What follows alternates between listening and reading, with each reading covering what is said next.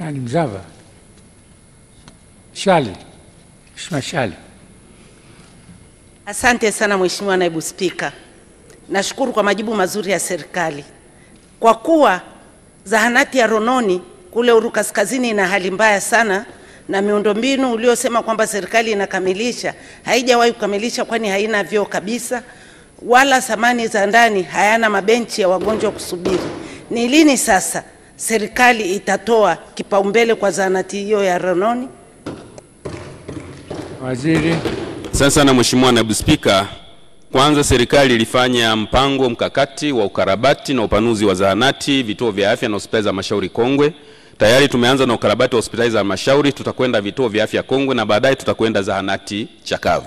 Lakini nitumia nafasi hii kwa niaba ya Waziri wa Nchi Ofisi ya Rais TAMISEMI kumkumbusha mkurugenzi wa Halmashauri hiyo kwamba ni wajibu wake swala kama mabenchi na viti vya ndani ya zahanati viko ndani ya uwezo wa mkurugenzi wa Halmashauri.